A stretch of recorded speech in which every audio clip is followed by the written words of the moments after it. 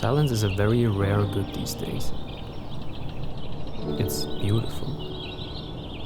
But even if we find silent and mindful moments, we're masters in destroying them. Report suspicious activity and call 911.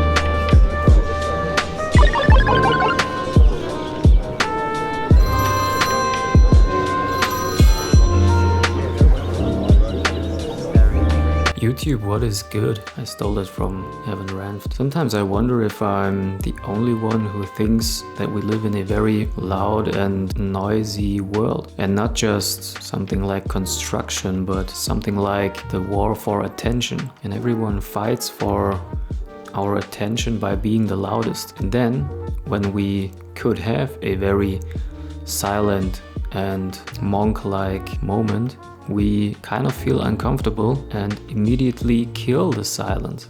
And I wonder for myself, why am I doing that? I'm pretty sure I'm just not used to silence anymore. Not only silence in my surroundings, but not having this external input. Not arousing my brain with information, opinions, media, pictures, comparisons, all that stuff that leads into kind of rushing thoughts. Maybe my brain is just too used to constant dopamine output. Maybe I just don't want my own thoughts to happen when I'm in a silent moment. Or maybe it's just a bad habit.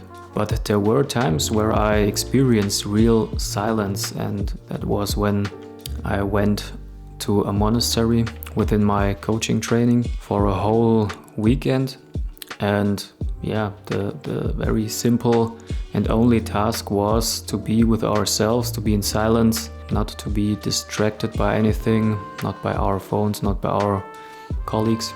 And that's what I did there. And I remember when I came home from that weekend, I was so calm, I was so relaxed, and I told myself I will have those analog weekends way more often. It was about a year ago, and what happened? I've never had such a silent weekend again. I did have some silent moments and some mindful moments, but not like the whole weekend, because it's just kind of hard.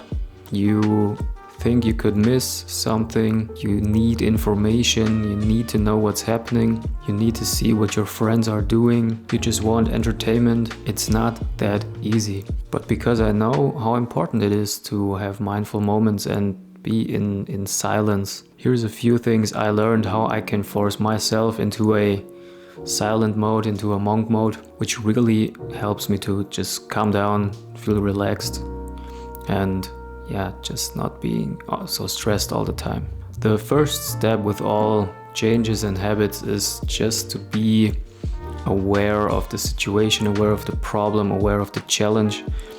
And if you're watching this video, congratulations, you already done that step. Second thing is just turn off all notifications. I've actually done that for quite a while now. I don't get anything on my lock screen. I don't see any news. I don't see any messages. I don't see any notifications. That's really a big step with a very small effort that you can take. I also force myself into quiet surroundings. So like going for a walk, going for a hike, putting your phone into a backpack where it's not immediately reachable, to just put some friction between easily reaching your phone and having to put off your backpack and searching for it. This really helps to calm down, look at your surroundings, look what's happening, look how beautiful everything in nature is. That really helps me. What also helped me is reaching for a book instead of turning on any digital device. I know book is also input for your brain, but it's more input for your fantasy. Put in some effort to read a book when you compare that to watching a movie or being on social media. And another step to be more mindful and to force some silence in your head is a kind of introspective one. It's actually very hard to train that skill, but simply stop evaluating things into good or bad. Just let them be, let them happen, acknowledge them, respect them, but don't immediately get this inner comparing voice to start talking to you. Sounds kind of esoteric and kind of strange, but this really helped me. And in so many situations, I just feel so much calmer, or even when I read news, just by reading it, acknowledging it, but not like already discussing in my head, is this good or is this bad? There's so many sides, so much information I don't have. I can't classify it as good or bad. And the last thing that really helped me is just do more stuff with your friends.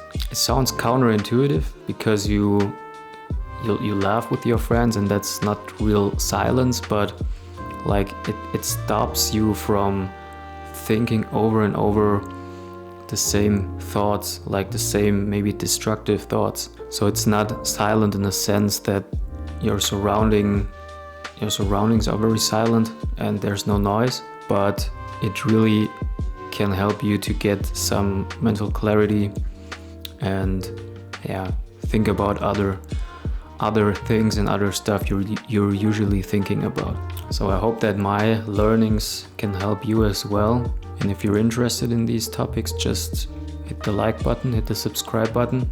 Would really appreciate it. And the YouTube algorithm would too. Thanks for taking the time to watch the video, and I see you in the next one. Peace.